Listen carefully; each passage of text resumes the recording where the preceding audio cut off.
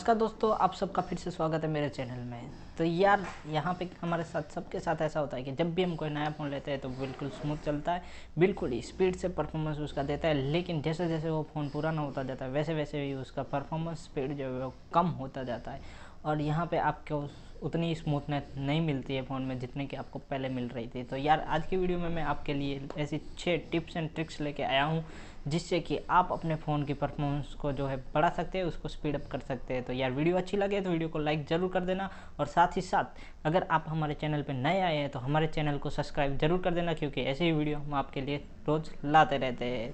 तो चलिए यार वीडियो को शुरू करते हैं।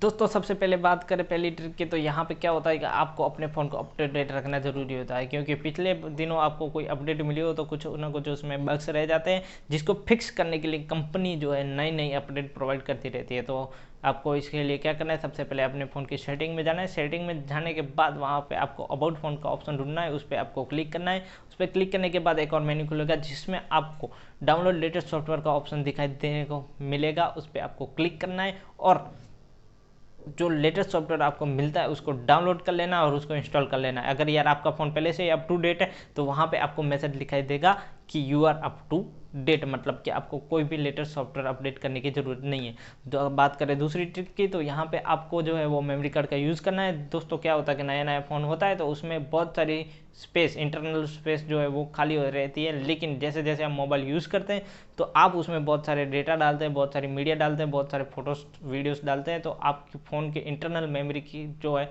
वो भर जाती है और स्पेस खाली नहीं रहती है। उसमें अगर स्पेस खाली नहीं रहेगी तो आपका फ़ोन जो है वो उतना ही स्लो चलेगा। तो इसके लिए आपको एक मेमोरी कार्ड लेना है और उसको फ़ोन में डालना है और फ़ोन में इंसर्ट करने के बाद आपको जो है वो ऐप्स और ऐप्स का डेटा और मीडिया जो है वो मेमोरी कार्ड में ट्रांसफ़र कर लेना है। अगर आप एक नया मेमोरी कार्ड लेना चाहते हैं तो मैंने जो है बेस्ट मेमोरी कार्ड्स का लिंक जो है वो डिस्क्रिप्शन में दे दिया है, आप वहाँ से जाके परचेस कर सकते हैं। दोस्तों बात करें अगर तीसरी ट्रिक की, तो ये बिल्कुल ही फ्री की और मज़ेदार ट्रिक है और बहुत ही काम की ट्रिक है। इसके लिए आपको क्या करना है, सबसे पहले आपके फ़ोन की सेटिंग में जाना है। सेटिंग में जाने के बाद आपको वहाँ पे डिवाइस केयर का ऑप्शन देखने को मिलेगा, उस पर आपको क्लिक करना है। उस पर क्लिक करने के बाद आपको क्लियर फ़ोन मेमोरी ये ऑप्शन दिखाई देने को मिलेगा, उस पर क्लिक करना है और आपको फ़ोन में जो बैकग्राउंड में क्या चीज़ चल रहे हैं, मतलब कि आपने कोई ऐप्स पिछली बार ओपन किया हो लेकिन आपने उसको क्लोज़ किया हो, रिसेंट में टैब में से भी क्लोज़ कर दिया हो, लेकिन उस फ़ोन के जो कैचेस जो है वो बैकग्राउंड में रह जाते हैं, उसको आपको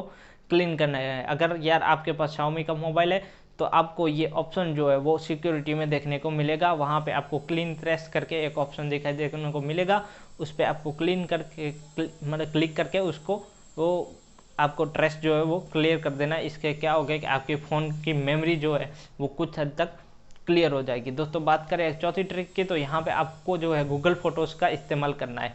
गूगल फ़ोटोज़ का इस्तेमाल करके आप अपने फ़ोन के फ़ोटोज़ जो है वो अपने जीमेल अकाउंट में जो है वो बैकअप ले सकते हैं। इससे क्या होगा कि आप अपनी मेमोरी कार्ड को भी खाली रख सकते हैं और फ़ोन मेमोरी को भी खाली रख सकते हैं, क्योंकि जितना मेमोरी कार्ड खाली होगा आप उतना ही डेटा उसमें जो है ट्रांसफ़र कर सकते हैं। क्योंकि आप अगर एक बार बैकअप ले लिया गूगल फ़ोटोज़ में तो वो फ़ोटोज़ वहाँ पे ज़िंदगी भर रहेंगे जब तक आप उसको डिलीट ना कर दो। तो यार क्या करना है, इसके लिए आपको गूगल फ़ोटोज़ में अपने फ़ोटोज़ जो हैं वो बैकअप ले लेने हैं और अपने मेमोरी कार्ड में से आप चाहे रखना चाहे तो रख सकते हो, या तो डिलीट करना हो तो डिलीट कर सकते हो। लेकिन यार गूगल फ़ोटोज़ को आपको जो है एक्टिवेट करने के लिए आपको इंटरनेट की ज़रूरत पड़ेगी।